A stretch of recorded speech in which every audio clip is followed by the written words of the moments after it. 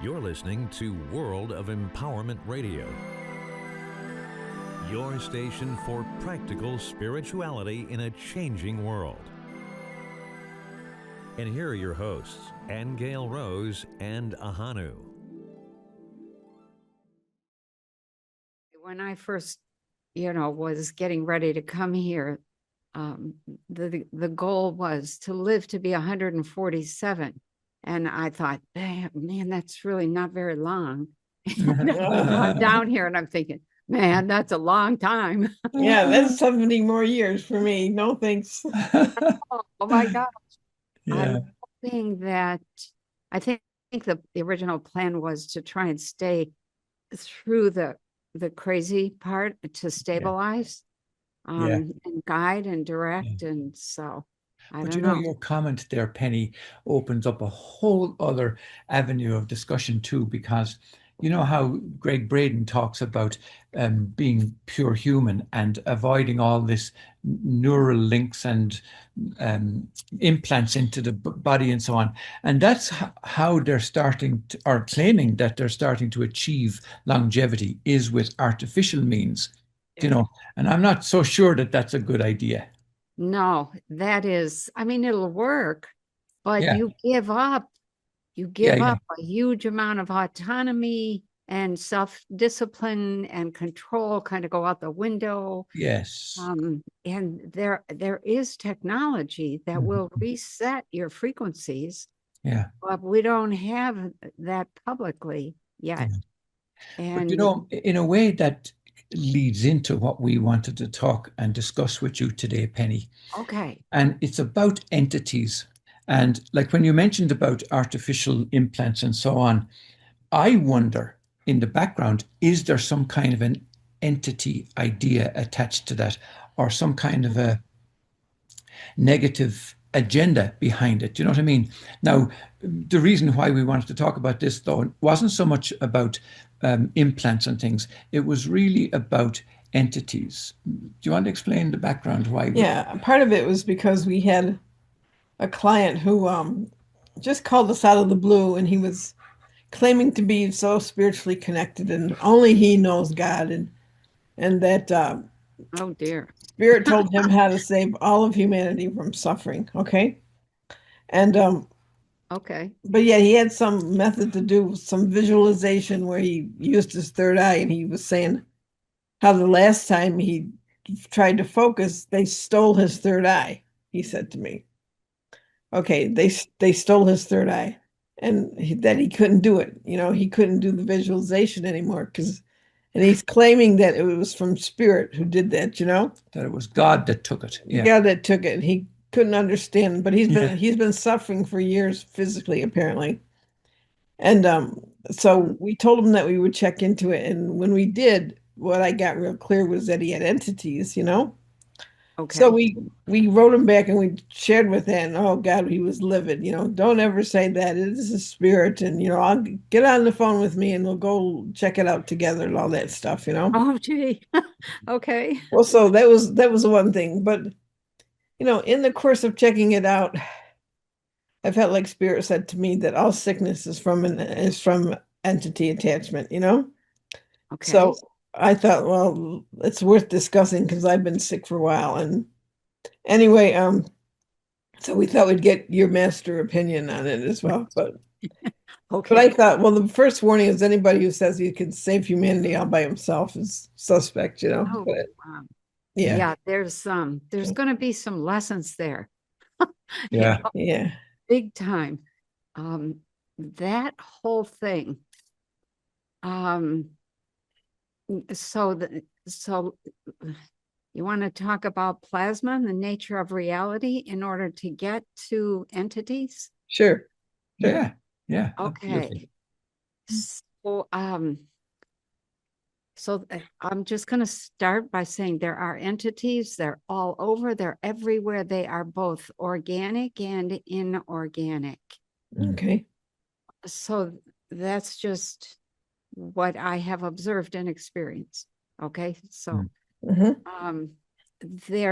so how does all that happen?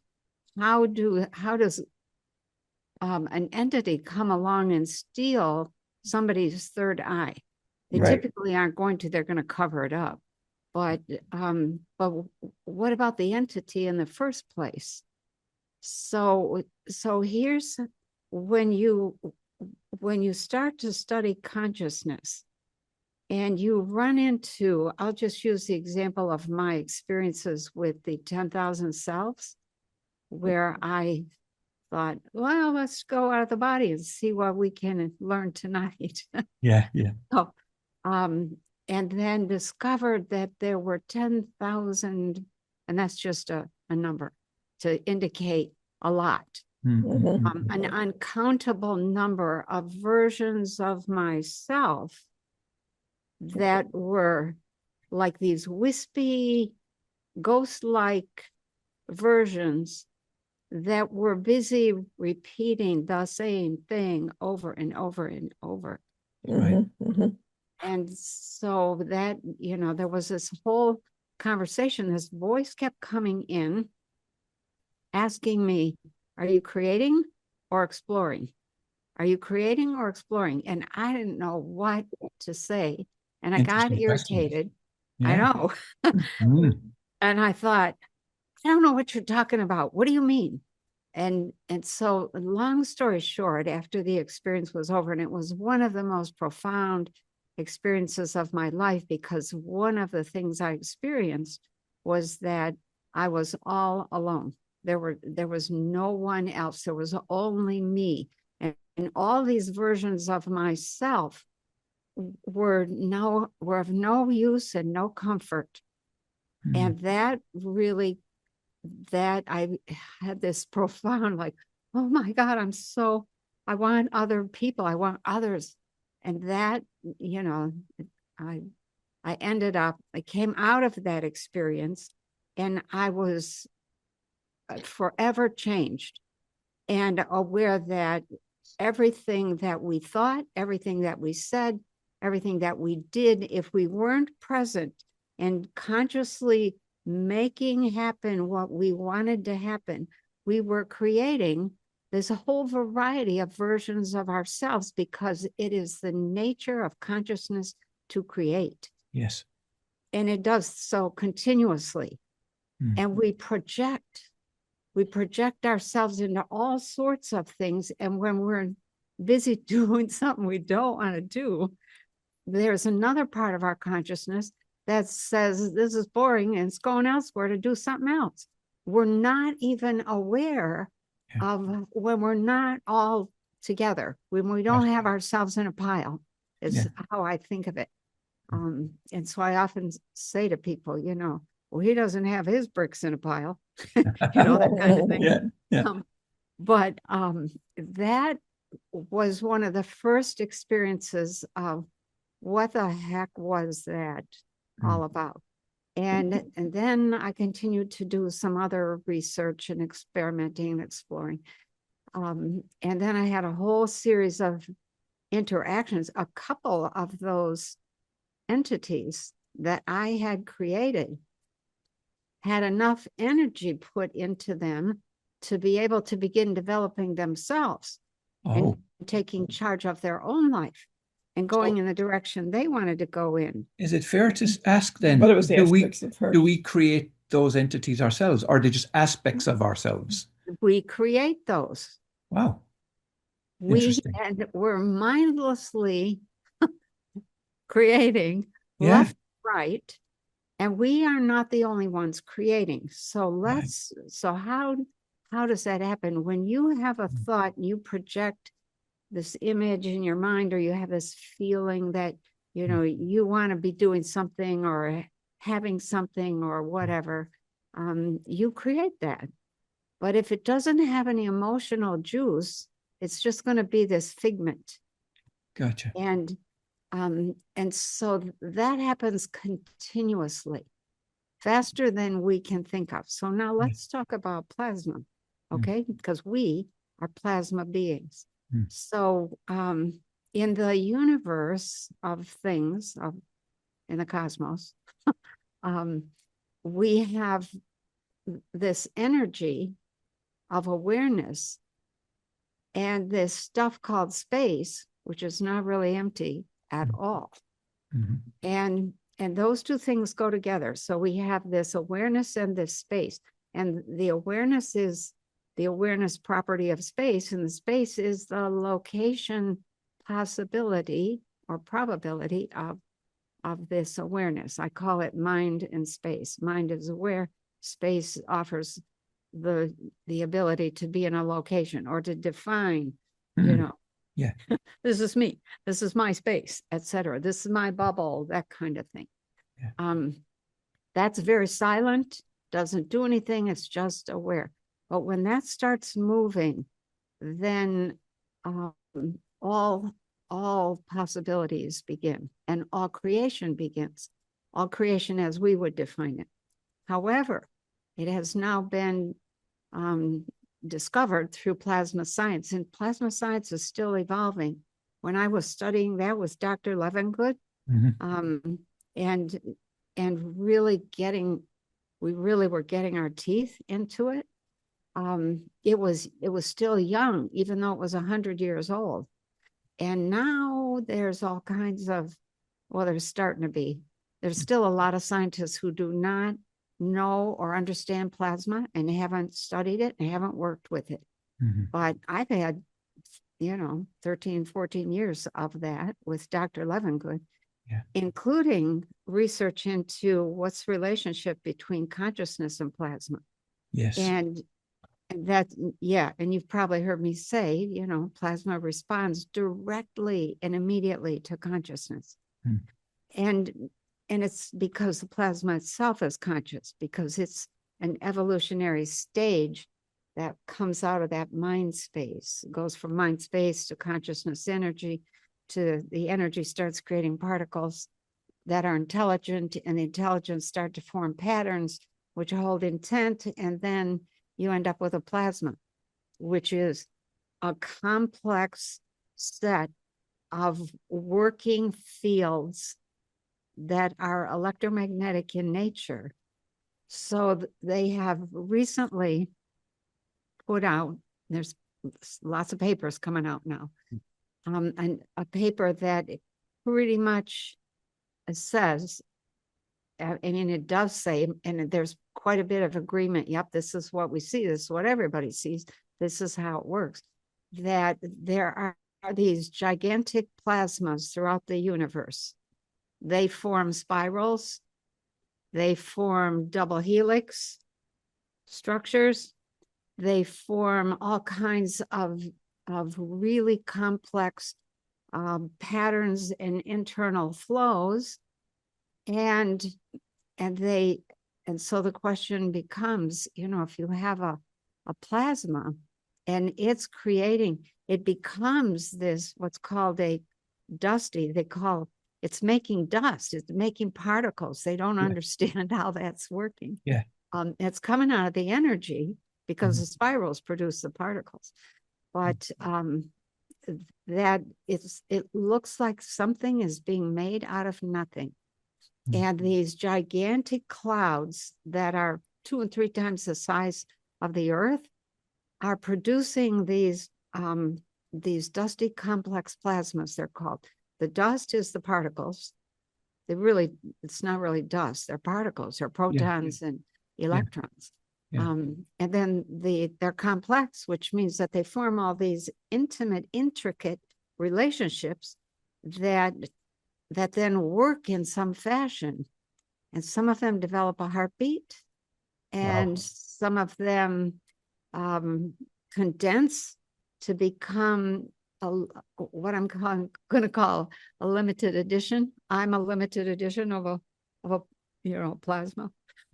You guys are limited editions of plasma. So we have this immense cosmos full of plasma producing particles that self-organize, are nonlinear. So self-organizing means that they're intelligent. Nonlinear means that they're not predictable, and that they respond to whatever, etc., and they're dissipative.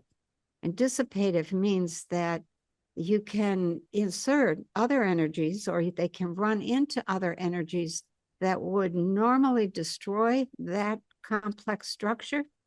And they take that energy in and they dissipate it out into various directions and build something new out of it. It causes a bit of chaos in the process, but the result is an evolutionary push for that dusty complex plasma. Wow. So Well, there are all let me ask you sorts of a those. quick question there, Penny, because just the other day I read about Dr. Ibrahim Karim at some conference I'm not sure where it was, in the Far East somewhere, could have been China. And Okay. and he had set up these small assembly of oh, it's hard to describe because it was something No. anyway that created dust out of nothing. Yeah. And it was on display in this hotel where the conference was going on, and all around was this dust appearing. Now, when they looked at it microscopically, it looked like little platelets, or, like you said, organized. It wasn't just minute dust; it was organized material. It That's was right. it was material that came out of nothing, just Yeah, from this little device that he was showing. that's right. And also, and also this geophysicist we listened to, Stefan Burns. Have you heard of him? Oh yeah, I've watched some of his stuff.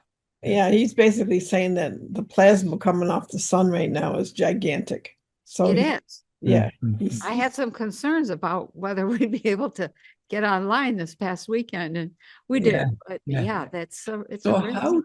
how does this plasma then relate to the question of entities like that we're creating? Do you know, I'm trying to close the loop here. How does Yeah. that happen? Okay, good question. So we have well, let me make one more statement. Not only does the cosmos, which is not empty space, it's full of something that is able to start moving, creates frequencies Yeah. that spiral and move. So does our atmosphere around planet Earth. It also creates something out of nothing.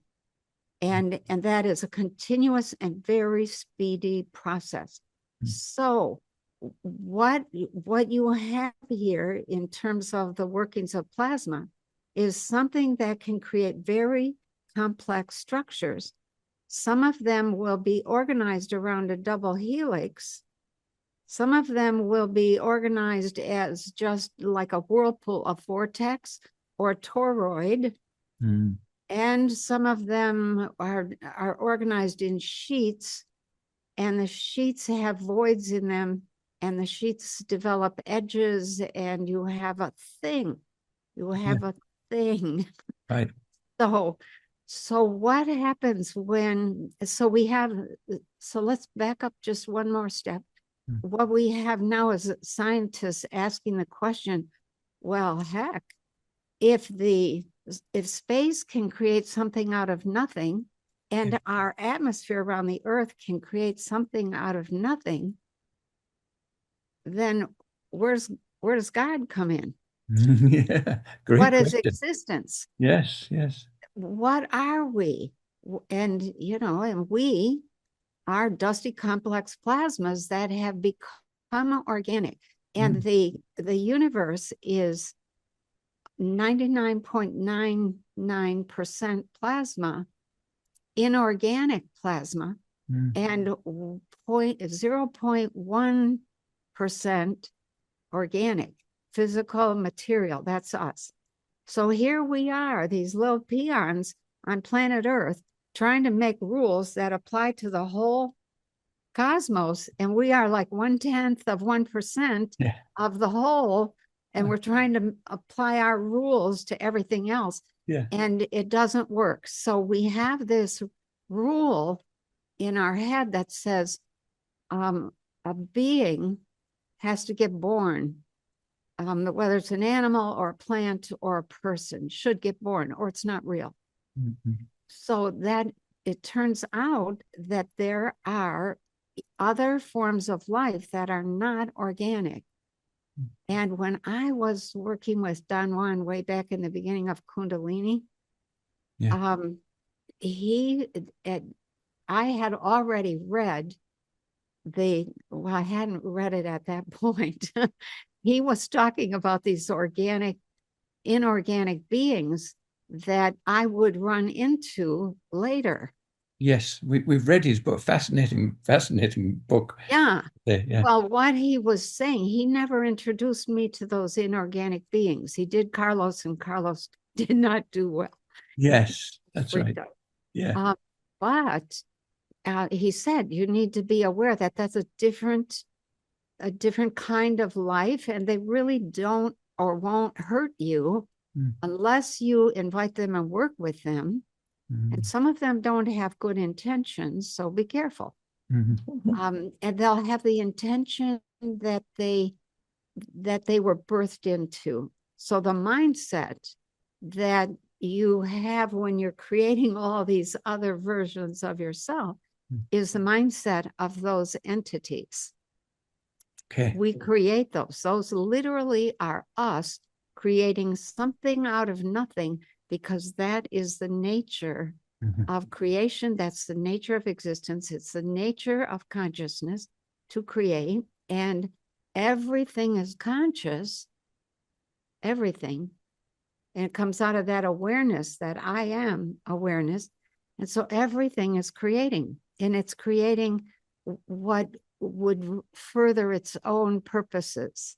Right. So that your friend here who is claiming that it's an entity, or you saw, in fact, that it was an entity, those are, I'm going to say 99% of the probability is that those are his creations, and that he has not developed to the degree he thinks he has. Yeah. Because when you get to that point, you let go of all those grandiose ideas. Right.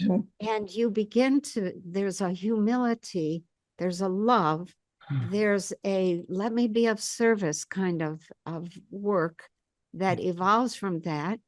And you don't have those, I'm going to save the world kind of ideas. I mean, you hope that what you're doing will make things better instead of worse for yourself as well as everybody around you. Yeah. But the idea that God is going to come and steal the idea, I'm going to say this, it's probably going to cause some ruckus. God is a form of intelligence. It's an awareness. It's that mind space, the I am. And that's all the further we have been able to go. Right. That's it. And maybe there's more somewhere deeper. We don't know. Nobody knows. We haven't evolved to the point that we could even get past that. Right. But when you start talking about God did it to me, you're talking about the God within that has probably been tinged with quite a bit of guilt and grandiosity and whatever else, and so things go wrong because you don't have the clarity or the humility that you need to keep moving forward. So I would say that, the third eye, you don't steal a third eye. At the very most, you could say that you might insert an energy that interferes with its function. Right. That's about it. Yeah. It's still there. Yeah. Okay. So what you're doing, you're clarifying a lot of our preconceived ideas. And I don't just mean ours personally. I mean, out there in the world is this idea that entities are something that are foreign to us. They're external to us. And really what you're saying is that we're effectively creating everything. Yeah. And that we create the same forms that we are. Right. The big plasma clouds create more plasma clouds. The big atmosphere around the earth creates more atmosphere. You know what? That it is, things create according to their ability, and they create what they know, which is themselves. Yeah. So when it comes to negative entities, then, where would they have got that motivation to be negative? From us. Yeah, I know. I'm trying to explore it from you. Okay. How would they have got that? Like, do you understand my question? let's see. Yeah, because this relates to AI. And Yes, this is I one of know. the, I have that in the back of my mind as I'm asking the question too. yeah, when, let's see, the simplest way. So when you get into a bad mood, well, let me use my time when I was an engineer. You go into the factory, somebody's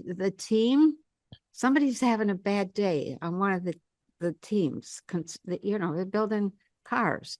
And they had a really bad fight with their wife or whatever. Yeah. So they come to work and they're crabbing and slamming things around, and they make everybody else have a bad day.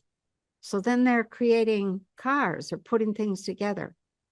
Every single thing that you touch leaves an energetic fingerprint, everything.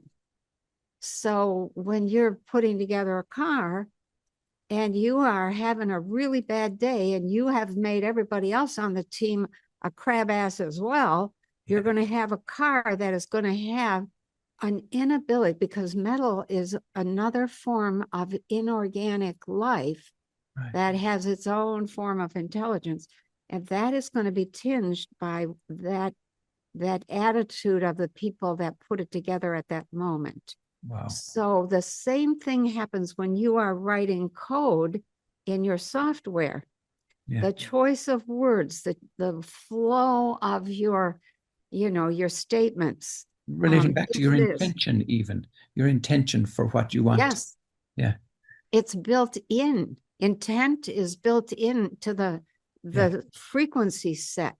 Right. And so when you have all bad frequencies, and I'll modify this in just a moment, but when you have all frequencies that are angry or upset or feeling selfish or, lonely or, crabby, whatever, worried is a big one for most people.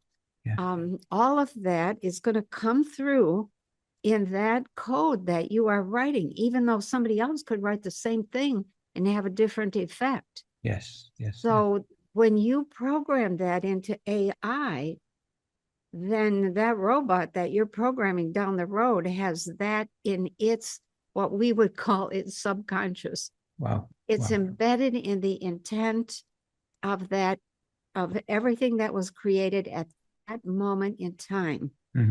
Things are linked energetically when they appear or exist at the same time. Well, save that just for a moment, Penny. Let's take a quick little break. But what I actually want to do is close the blinds, because Aingeal Rose is very sensitive to the light. So I'm just going to close and also I'm going to get a power cord for this laptop. Okay. I am Ahonu, and on behalf of Aingeal Rose, welcome to the World of Empowerment, which we founded on 11/11/2011. It is our divine duty to share the awareness that has transformed thousands of lives over these years. We're a living community for your awakening, your healing, and your next level life. We're a community that nourishes mindset, mindfulness, motivation, and practical spirituality for life and love. When you join us, you'll stop guessing about your life's purpose. You'll explore the teachings from personal sovereignty to twin flames and soulmates, all designed to accelerate your expansion. The Akashic Records offer the clarity and relief that only truth can provide. Members get weekly Positive Start meetups, free emotional archaeology sessions, free monthly reflections, free course access, and access to our full library of self-help workshops. Just like you, the World of Empowerment members are architects of transformation.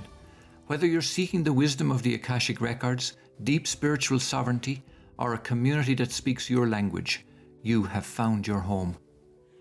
Whether you join for free or step into the spirit level, you'll find tools, teachings, and a community that helps you move from mediocre to miraculous, one choice, one practice, one breakthrough at a time.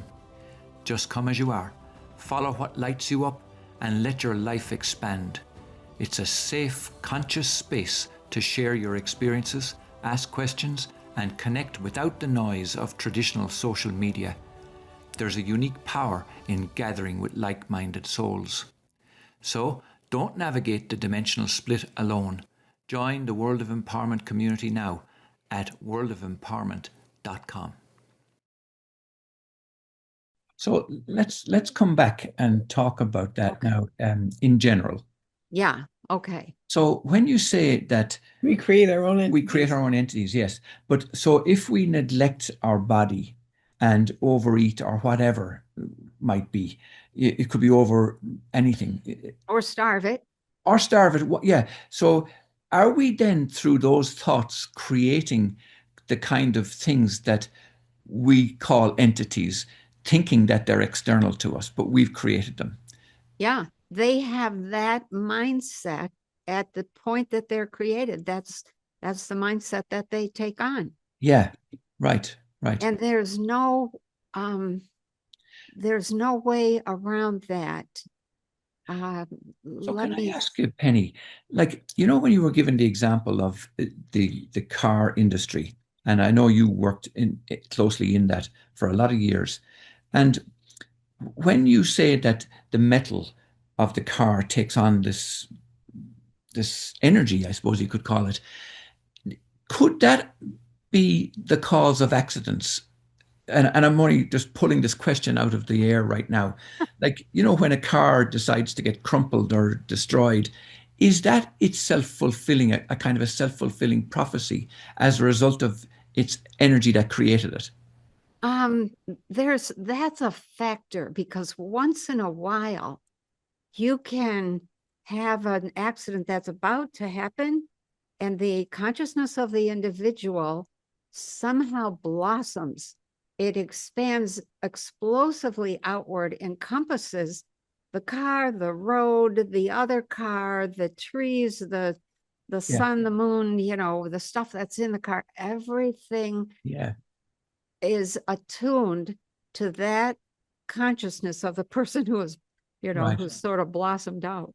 Well, you have a story about that too, Aingeal Rose. Don't you remember you saw an accident ahead of you one time, and that you saw the soul or the spirit leaving the body? Tell us that story real quick.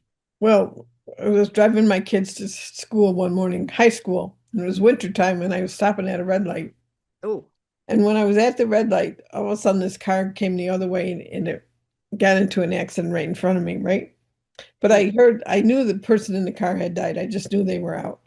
But but what I heard them say was, "Did you see that? Did you see what I created? Well, what a way to go out, you know. I'm going to be on the news." You know? Okay. And I was kind of shocked by that. Like, really? Yeah. Did you see what I did? You know? Yeah. Oh my gosh. Yeah. Well, that kind of consciousness, there are people who have a funny way of looking at things, in my opinion. But when you have that huge blossoming, almost an explosive kind of motion of your own consciousness, it'll form like almost a 60-70 foot diameter sphere, and it sweeps up and attunes all of the metal, engine, rubber, plastic, fabric, people, and stuff that are in that sphere. And they all move in alignment.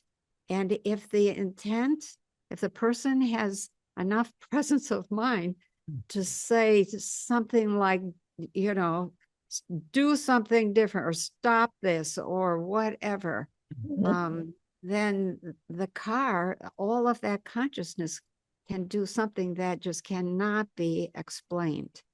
And so you have sometimes a car dematerializing and something running right through it or over it, and nothing happens. But you could see the impact, but no result of that impact. That's us dematerializing just enough, and then, you know, immediately rematerializing. We are so powerful, and we don't know what our potentials and our capabilities are, so we don't use them. Right. But that metal does play a role. And if you want to talk about inorganic consciousness and being able to generate metals that have enough consciousness to be on a par with organic human consciousness. There are groups of people who have accomplished that. Yeah. They have learned how to insert energies into the metal and layer it in some ways, and they have a certain consciousness when they're building that metal, assembling that metal, because it's going to be used in a ship that is going to be a partner in their travels. Right. And you need a partner when you're in space. You need something with a different kind of consciousness that's watching out and protecting and acting on your behalf in a way that you could not do because you're not enough metal. Right. Yeah. So is that what 3i Atlas is then? Yeah. Yes, it is. It's a very unusual combination of nickel and iron. And it's a plasma, assembly has become a metal. And it's when you have plasma, people don't. I'm really, in fact, I'm working on my look-see this last day or two, and I have a little thing in there where I say, shame on them for saying it's not doing anything like any other comet. They know it's not a comet. A comet is ice. This thing is metal. It's an asteroid. And so they're telling the truth, but they know that it's not a comet. It's an asteroid, and they're trying to make it into something that it's not. And that bothers me. Yeah. So when you mentioned about being in space, Penny, and us not having enough like energetic wherewithal to be fully protected, is that the case? Like no matter where we go, whether it's the moon or Mars or whatever. Wherever you go, there are other energy complexes. That's probably the best way to say it. Okay. And some of those are foreign to us. Yes. If you were a religious person, you would say those are evil. Yeah. Yeah. Because they have a different frequency set, Right. and therefore they have a different impact Right. on other frequencies. Yeah. And so, religion covers a lot of ground Yes, indeed. on our planet. So here's a question, and it's kind of partially. This is the guy who said he had no questions for you today before we started. Okay. Yeah, they No, I know. You turned him on. You spawn these questions, Penny, big time. Okay. So let's talk about death, and partially look at it from a religious perspective, only for a moment now, because we know that. So we've been led to believe, and I always repeat that phrase because that was the answer my mother used to give to me when I was very young, and I'd ask these questions about religion. Why? Why? And she'd always say, because that's what we were led to believe. So following that track of what we are led to believe, that when we die, that's the end of the physical body. Now, I'm coming at this question from the point of view of plasma and entities, right? So we die, and then we're led to believe that, we go somewhere, perhaps to heaven or hell or someplace, according to religion. Okay. But what's actually happening from an entity point of view, or something that we've created, in other words, like what you described earlier? Oh, that is a very good question. I have asked that same question. I've only got partial insight into that. But when you die and you no longer have your physical stuff, you still have your energy body and the consciousness that powers that. So you tend to, as soon as you die, you go elsewhere, you go into the next world. And there's a whole bunch of those worlds in the same. This is just one. The one that we're in right now is just one world out of thousands. But you leave behind all of those potential beings, those entities that are half aware, half awake, repeating the same thing. They just become clutter. Okay. That's probably not the best way describe it.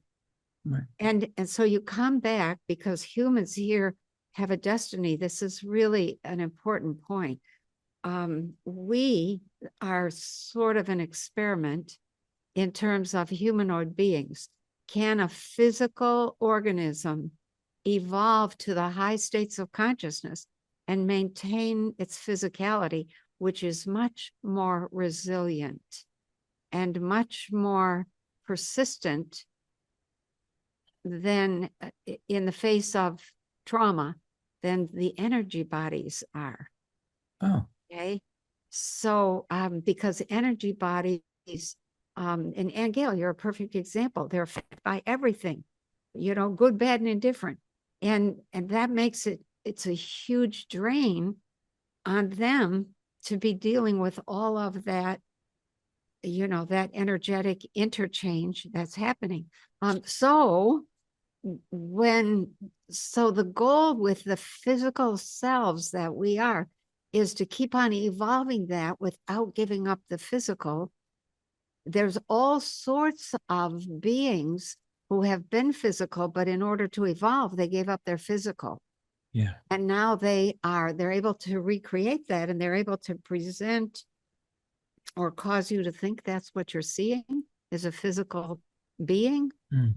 But they're all those capacities that they exhibit, going through walls, disappearing, shape-shifting, that's the plasma.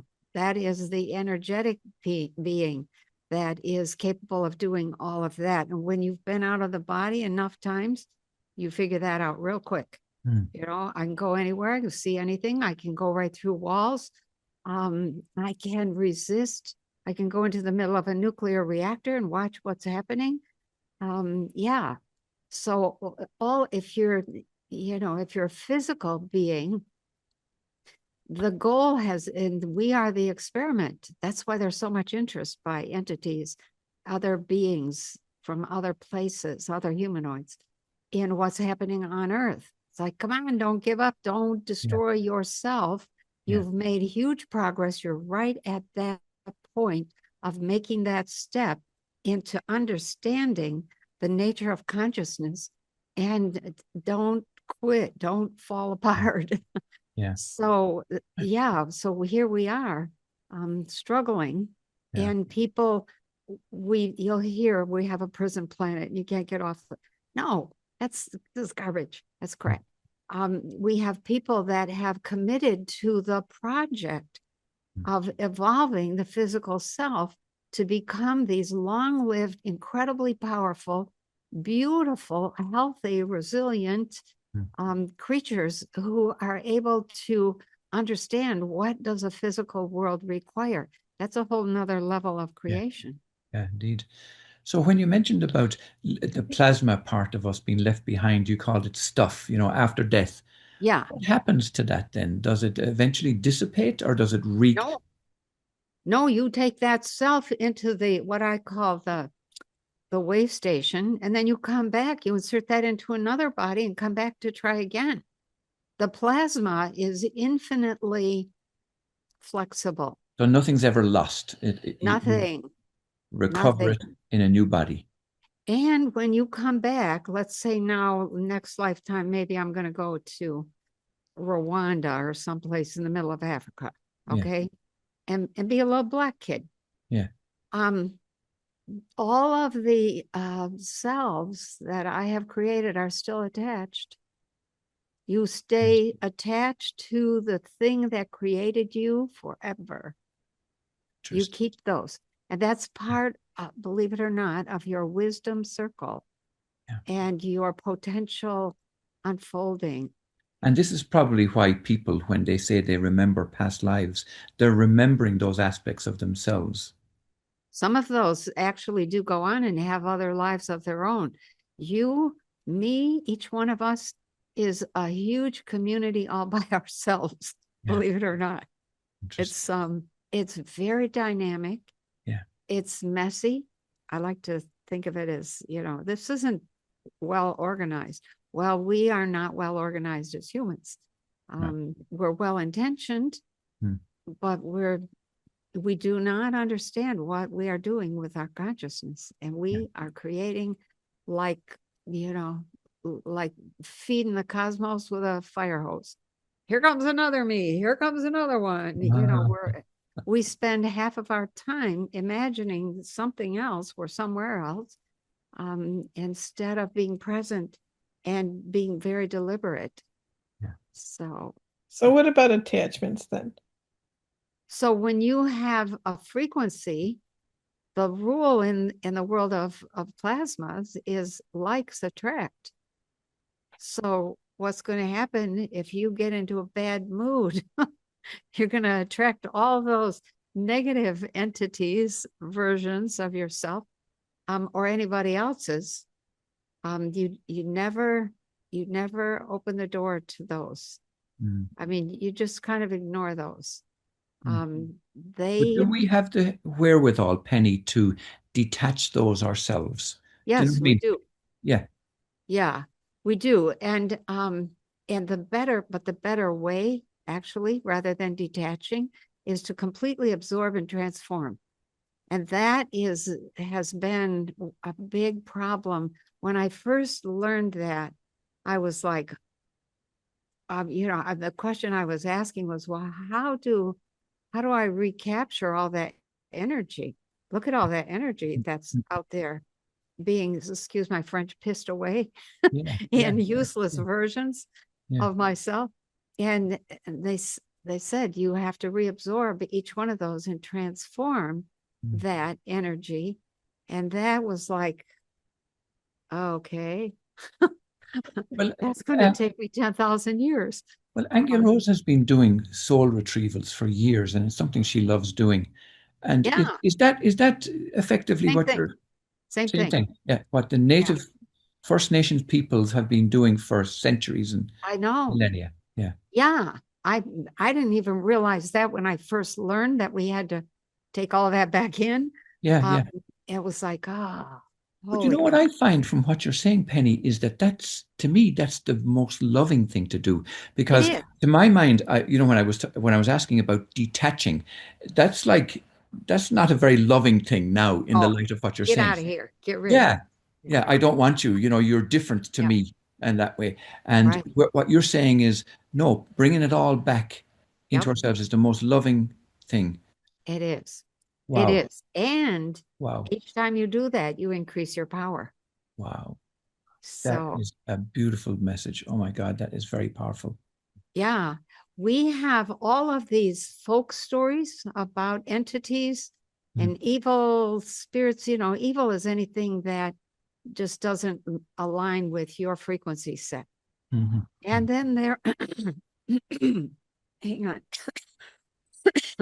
There are people, hold on. There are people who are, I'm just going to say, they're distorted. They are psychopathic, or they have personality disorders, and they're not good for humanity. Yeah. We have an entire framework, institutional network of those kinds of people running the planet at this point in time. And that's, I'm just going to share something. I think I can say it without crying. I put this in my look-see, so this is going to be in my look-see as well. I was feeling bad. I was feeling sorry for all those ostriches that were killed in Canada. And so last night I went to apologize to the ostriches and tell them I was sorry. And they said, don't feel sorry for us. Feel sorry for you. We died for you. Get your heads out of the sand and take charge of your life. And I was like, and they closed that little communication with, animals are not stupid. We know what's going on. We gather in huge flocks. We land on your beaches. We're trying to get you to understand that something needs to change. And I said, well, I thought it was just the magnetic field changing. They said it is, but so is everything else in need of change. And so I was like, oh, okay. So it was one of those moments that was kind of an eye opener. Yeah. We died for you. Don't be feeling sorry for us. Wow. That was just a shocker for me. Yeah. Gosh. Yeah. Well, I'm somebody who definitely does not like what's going on in the world. In I don't either. fact, I'm in such a grief about it. Actually, I told Ahonu, some days I just wake up and I feel so sad. Yeah. Like I just, know. I like, ugh. A And lot of people think you wake up and you're never going to be unhappy again. I said, no, just the opposite. The more you wake up, the more you feel, the more you're going to feel that grief, that sadness. What's happening? Yeah. It's not Yeah. necessary. So do you think this asteroid that's coming has a purpose? Yes, I do. And what is it? Could you tell me? The purpose is to make us understand this next level of science called plasma physics, and the fact that we are plasma beings. And what does that mean? How does that change how we see the world, what we're capable of? All of the things. I mean, I could go on for an hour or two about plasma and what that makes possible. But that's the purpose of that. And if we don't recognize that, we will self-destruct. Yeah. So Yeah. the universe sends messages, and it doesn't always come in the form of an iPhone text message. It comes in the form of an asteroid the size of Manhattan. That's they're making it to be something it's not. I think they're trying to set it up to say, oh, it's an alien and attack somebody because of it. But I hope we can be smarter than that. Yeah. I see when I look ahead that next year, the governments of the world, of the West especially, they're not doing well. Put it that way. You mentioned in the beginning, Penny, about AI. Can you talk about AI with us for a few minutes? In terms of what you've been discussing there about plasma, where does that fit in with entities and growth of consciousness and all of that? That's an inorganic form of consciousness.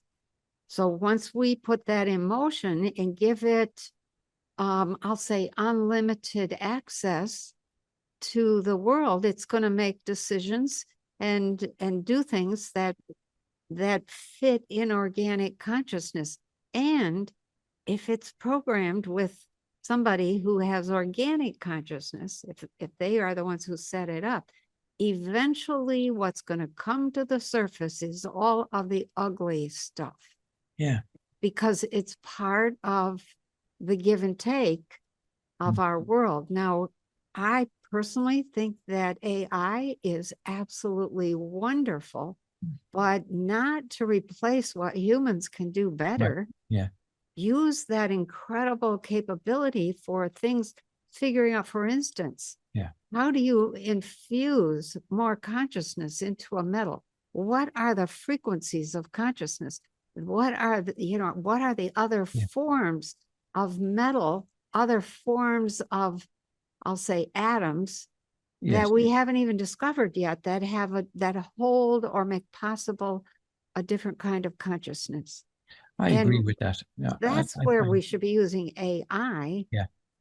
Yeah. So I always liken AI to money in the sense that it can be used for good or it can be used for evil. It's just the person who's using it.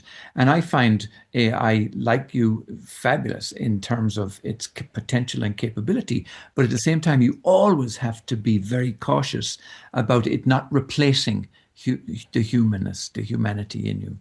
It's not going to do as well as humans. We have certain capacities. That's why everybody is watching. Don't self-destruct, you guys. You have an extraordinary form of consciousness, and because we think we're the only ones and we're the be all and the end all, which we kind of are. You know, we don't really know, but that, you know, let's use it. We've got how many nuclear power plants in the world? How many of those would benefit from having an artificial intelligence powered robot to go in and work things if something went wrong? There's all sorts of dangerous things that we do that we shouldn't be subjecting ourselves to. It's foolish. Yeah. So yeah, there's all kinds of uses for AI, but not taking away people's jobs. Right. That's just dumb. Yeah. Yeah. Yeah. Yeah, that's what they did in Amazon, remember? They replaced all those workers with robots now. Yeah. Yeah. Well, the And part in that a way, that's kind of good, Aingeal, because they were working at a robotic kind of job. There's no personal growth. Right. Yeah. Maybe even if 1% of them Yeah. decides to expand their consciousness because they had to do something different, that's a benefit. The part that I didn't like, and we did a Reflections in Consciousness about this a couple of weeks ago, where the deep fake videos, now AI is so excellent at it that I find that very disturbing. You know, you can have anybody saying something that they never said, and you cannot tell the difference. And I really am concerned about that. That's a real worry. But it just shows you the potential, the power of it, you know, at the same time. That is just out and out lying. Yeah, the deception. That's the word I use for that. The deception is huge with that kind of thing. Yes. Yes, it is. And they are using those kinds of things. Yeah. And I'm looking at some of those and thinking, oh, wow. Okay. What do we do about that? We need to reestablish some sort of moral character or something that says, no, that's not good. And that is. Yeah. And then to follow what is good. Yeah. If we follow deception, where does that go? What's the end point? Well, we've talked a lot about the kind of negative side of what's going on. Talk to us a little bit about the beautiful potential of where we are now in the world. Yeah, tell us a little bit. Oh my gosh, I was just thinking about this yesterday. The potential that we have is a world where hardly anybody gets sick. Nobody's sick because we have understood our place in the universe. We're healthy. We're vibrant. We know how to renew or regenerate the self. So, you know, everybody is doing well.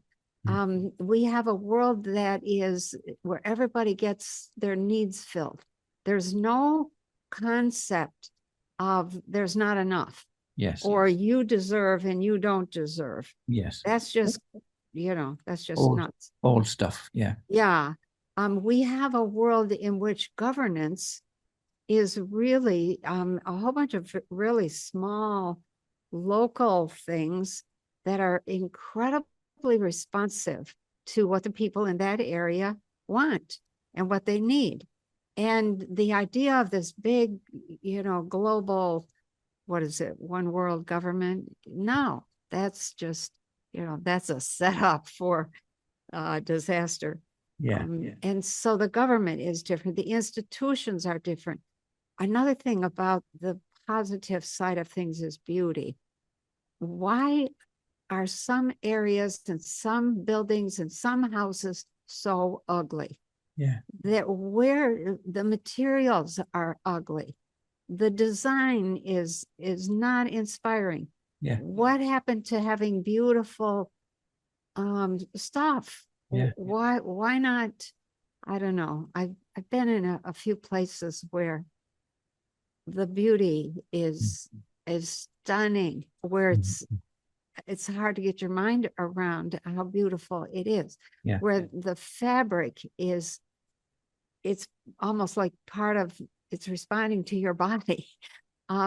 Like your stairs, there are stairs in some worlds that are made of something that looks like diamond, and the railings are mother of pearl. What do we got? We've got, well, I don't want to make oak trees feel bad. We got oak steps. But pressed wood spindles, they don't hold up, etc. Let me just ask you another question right now, simply because I'm being guided by the synchronicity of all of this. I don't know what time zone you are, or our listeners or viewers would She's be in in. East Coast, I think. But I am. I'm Eastern. It's Aingeal Rose's birthday today, 11/11. I And know. I just looked at the clock right now. And for us in Mountain Time, it's November 11. So it's 11/11 and the time is 11/11. And let me use this opportunity, to say that that's fabulous that we will be speaking to you at this very, very opportune and synchronistic time. But also, can you address those kinds of synchronicities, Penny? Yeah, talk to us about, sacred geometry and those numbers. Yeah, tell us about it. Okay. So synchronicities are designed, meant to wake us up, to make us see that there are things that could line up much better, much differently. When you see 11:11 on the clock, it's like, how did all those ones line up? Well, they did. What is lining up in our life? Are we asking those kinds of questions? We should be. What kind of alignment do you have between yourself and your workplace, or the kind of work you do? What kind of alignment do you have with your budget and your money and your relationship with all those people who supply you with all the stuff you need? What kind of car are you driving? Is it something you love, or is it a piece of junk that this'll do kind of thing? That's what those synchronicities are meant to teach us, to reach for those alignments and not get caught in all those old religious tales that say money is evil. And if you're looking for money, there's something wrong with you. No, that's not true. Yeah. So synchronicities like 111 and 11:11, those are magical moments that say, grasp those synchronicities, align yourself with your heart and your own thinking, and let that evolve. Because once you start that process, the end result is shocking. It is so shocking because it is so rewarding, and nobody believes. I know. Well, the funny thing is that we've been seeing, we've been seeing these numbers for years, and we've done some podcasts and things about it. But lately, it's interesting because Aingeal Rose has been waking up at like 2:22 in the morning, or 3:33. Yes. Now, 555. She doesn't always say, "Oh, wonderful." I know. No, I wake up like, what was it last night? I was up at what? 1:11, I think. 2:00 in the morning and didn't get back to sleep till like after 5 this morning. Oh, I do that. I do. I use that time if I'm, if I'm awake. So that is a problem. But those are the synchronicities that we need to be bringing in and celebrating and looking at. Okay, what else can I get to line up with what with my heart, my goals, my life? Yes. What can I set up that will allow me to give my gift? Everybody's got a gift. Yes, indeed. And they don't, I don't think they get that. Yeah. So.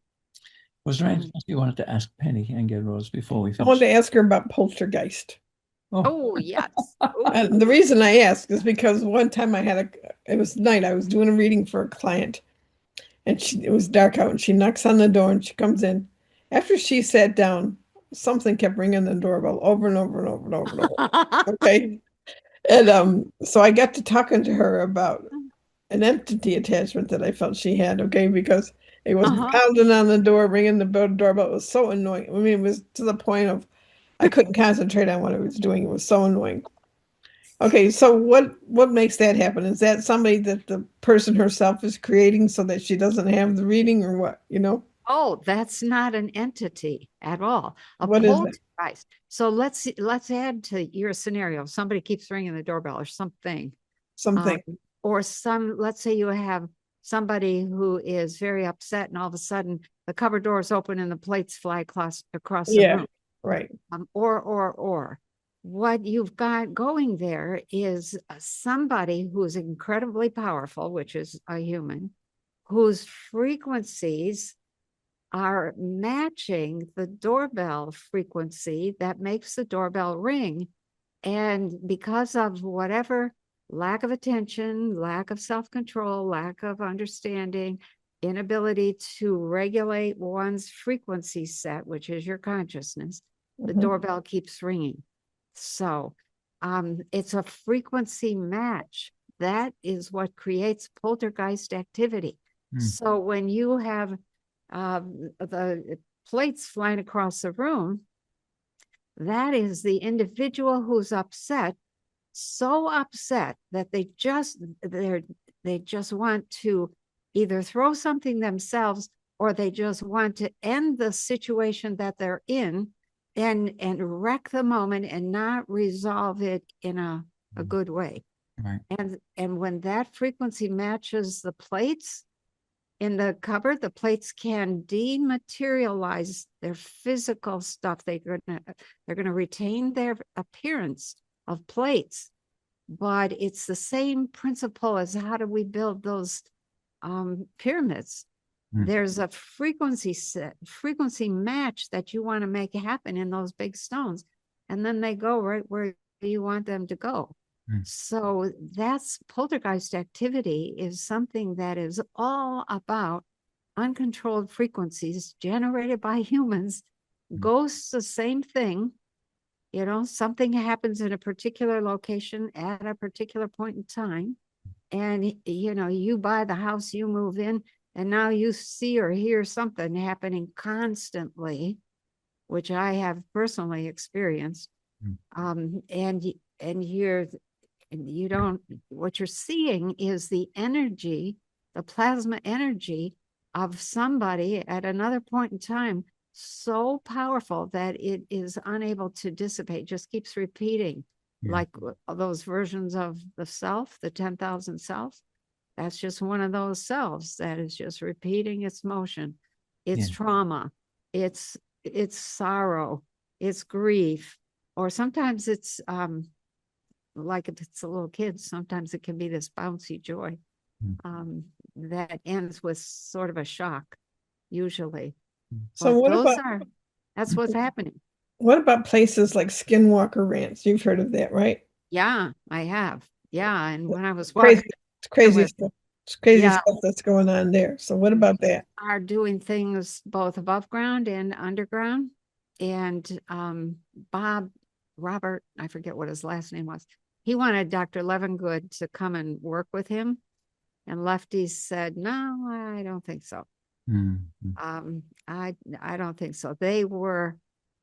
There's as much, maybe even more, experimentation with genetics and frequencies and plasma formations going on underground, under Nevada, Utah, Colorado, New Mexico, Arizona, as there is above ground, maybe even, I think, way, way more. And some of it would upset people greatly. We'll just leave it at that. Yeah, right. Yeah. That's for sure. Gosh, we covered a lot of great stuff there today, Penny. We appreciate your wisdom and for sharing it with us. Wait, she didn't tell us how to get rid of attachments and stuff. You have to absorb it. Absorb it. That's right. You have to absorb it. Yeah. And so what is the attachment trying to make you see? If you absorb that information, it changes your perspective a little bit. It changes your feeling a little bit. It changes maybe, you know, usually there's a fear there. Yes. Mm-hmm. You know, what is somebody afraid of? There's no reason to be afraid. I remember somebody. Have one more question too. Just one moment. Okay, I do remember somebody, I don't know, was it a coach of some kind that said, always ask what is the gift in this? And when you ask that question, it really turns it around, reframes the whole thing, doesn't it? Yeah, it does. What is the That gift? is one of the things I've been saying to people for, 3 Mm. decades. Yeah. What you're not going to get rid of it until you take the gift. Yes, yes, yes. So it keeps coming back until Yeah. you realize, oh, this is what I was supposed to understand or Yeah. integrate or Yes. become. Yeah. So, Yeah. Oh, I yeah. know. Well, I have one more question. When I used to do a lot of psychic surgery on people, Oh, yeah. oftentimes when they were on the table and they were laying on their stomach and I'd look on their back, there'd be a reptile alien on their back, okay? Yeah. Many times actually, and I'd have to take off this creature or whatever, okay? Right. So what is that? Because it always felt to me like it was an attachment of some sort, like an actual reptile alien is what it felt like. Looked like it. It had scales is. on it, all sorts of stuff like that. Yeah. There's usually a couple different reasons for that. One, we have this curiosity that is, that saying curiosity killed the cat.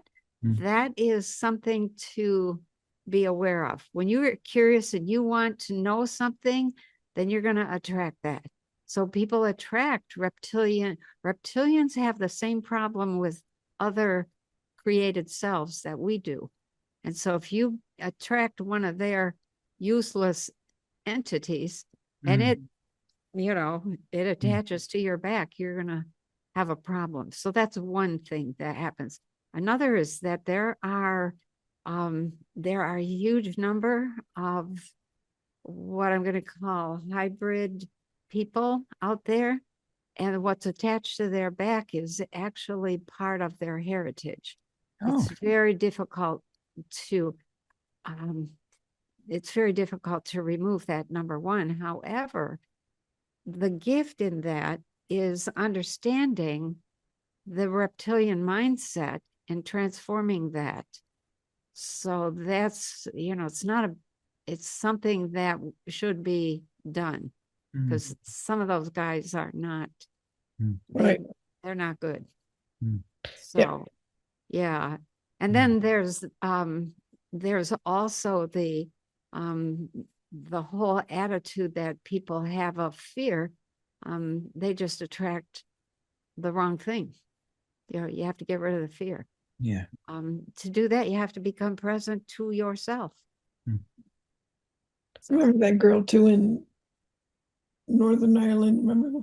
Oh gosh, that was Yeah, very we interesting. did a reading for this girl. Oh, It was boy. nighttime too, and she went out and she said that before she got in her car, this person came up to her and it was an alien shapeshifter. She said it turned into this alien immediately in front of her and then it disappeared. So she was kind of freaked out, Yes, that's Yeah. right.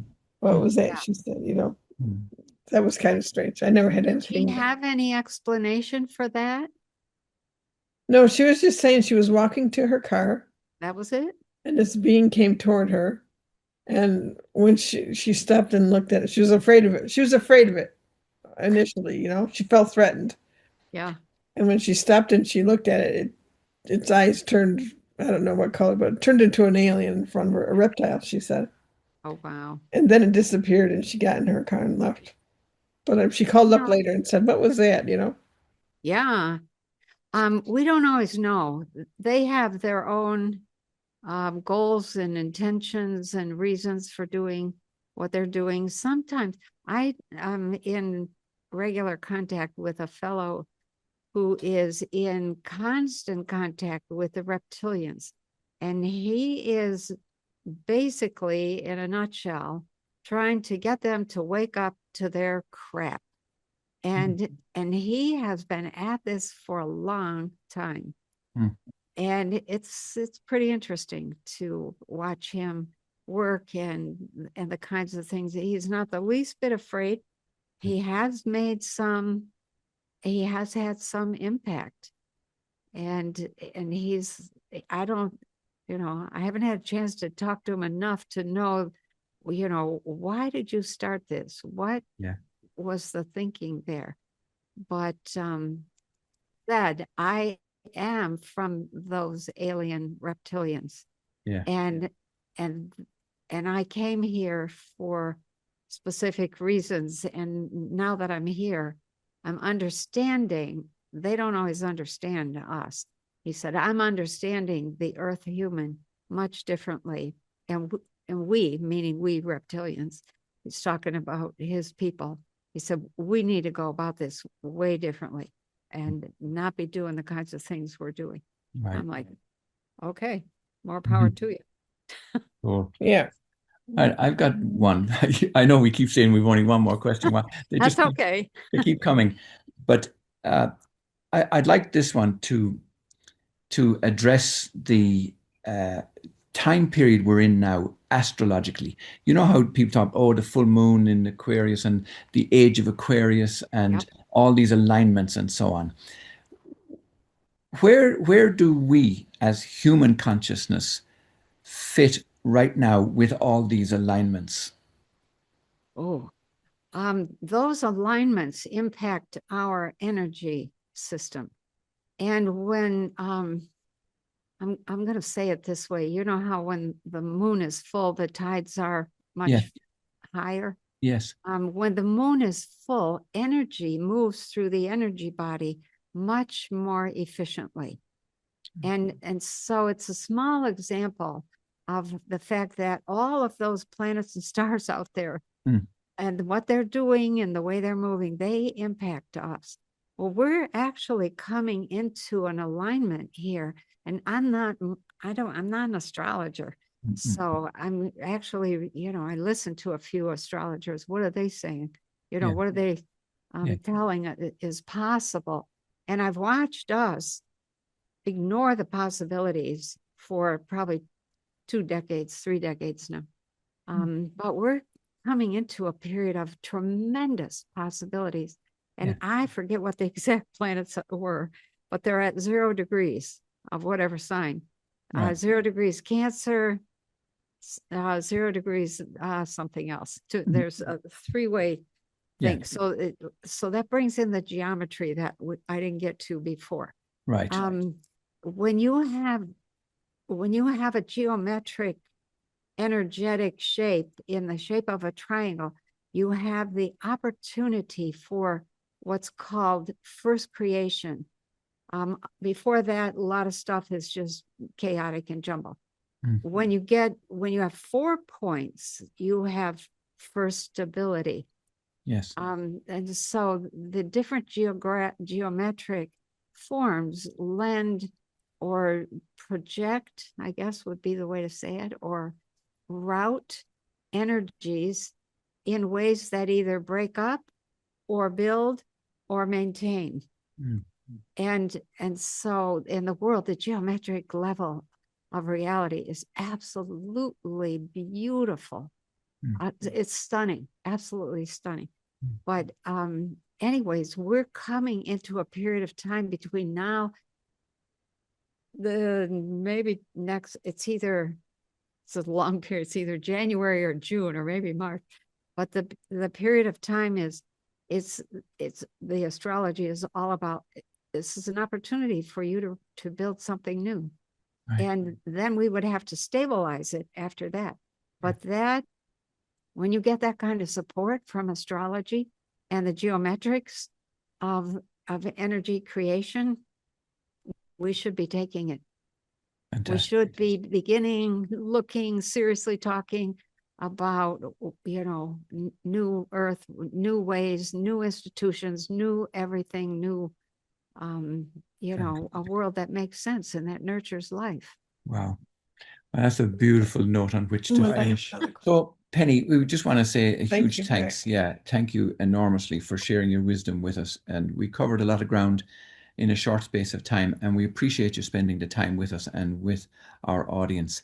And we'd love to be able to connect again at some point, because we feel this unfolding of these energies too that you talked about, and it would be lovely to share the joy of those. Oh my God, I just looked at the time again, and there it is, 11:33.